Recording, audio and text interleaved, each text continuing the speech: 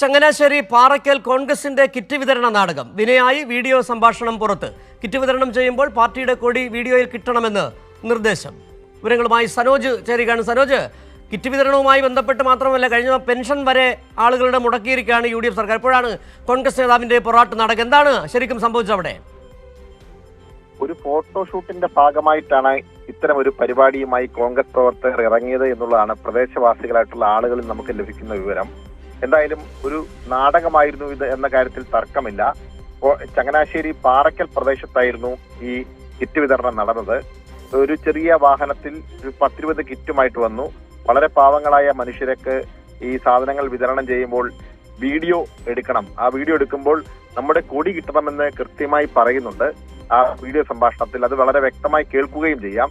മാത്രമല്ല, ആളുകൾ വന്ന് ഈ കിറ്റ് വാങ്ങിക്കൊണ്ട് പോകുമ്പോൾ മറ്റൊരു കോൺഗ്രസ് പ്രവർത്തക പറയുകയാണ്, പണ്ടാരം വരുന്നവർക്കെല്ലാം കൊടുക്കണ്ടേ എന്നും ഇവർ പറയുന്നുണ്ട്. അതും ഈ വീഡിയോ സംഭാഷണത്തിൽ വ്യക്തമായി കേൾക്കാം.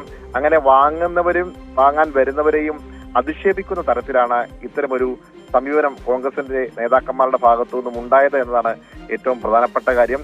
കഴിഞ്ഞ തദ്ദേശ തെരഞ്ഞെടുപ്പിൽ മുനിസിപ്പാലിറ്റിയിൽ മത്സരിച്ച ആളുകൾ ഉൾപ്പെടെയുള്ള ആളുകളാണ് ഈ കിറ്റ് വിതരണത്തിന് നേതൃത്വം കൊടുത്തത് എന്നതും ശ്രദ്ധേയമായിട്ടുള്ള കാര്യമാണ്. എന്തായാലും വളരെ നാണക്കേടായി മാറിയിരിക്കുകയാണ് ഈ സംഭാഷണവും ഈ വീഡിയോയും കോൺഗ്രസിന് എന്ന കാര്യത്തിൽ തർക്കമില്ല. സിജു. ശരി സനോജ്, ഏതായാലും ഇപ്പോൾ ഇവിടെ മാത്രമേ ഈ കിറ്റ് നാടകം നടത്തിയിട്ടുള്ളൂ ഈ കോൺഗ്രസ് നേതാക്കൾ?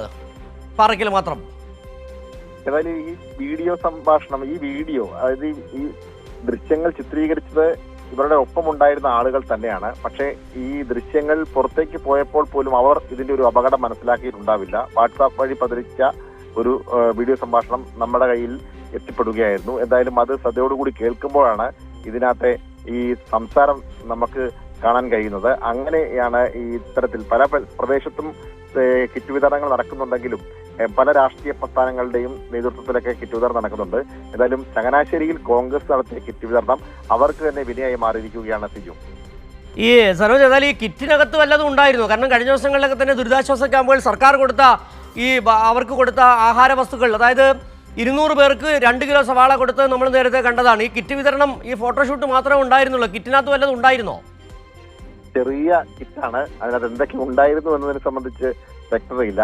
എന്തായാലും 10-20 കിറ്റ് മാത്രമാണ് ഉണ്ടായിരുന്നത്. അത് വാങ്ങാൻ അതിനേക്കാൾ കൂടുതൽ ആളുകൾ വന്നപ്പോഴാണ് സ്വാഭാവികമായിട്ടും ഒപ്പമുണ്ടായിരുന്ന കോൺഗ്രസ് പ്രവർത്തക നിലമറന്ന് സംസാരിച്ചത് എന്ന് വേണം മനസ്സിലാക്കാൻ. കാരണം ആളുകൾ കിറ്റ് വിതരണം ചെയ്തപ്പോൾ വാങ്ങാൻ കൂടുതൽ ആളുകൾ എത്തിയപ്പോൾ കൊടുക്കാൻ സാധനം ഉണ്ടായില്ല.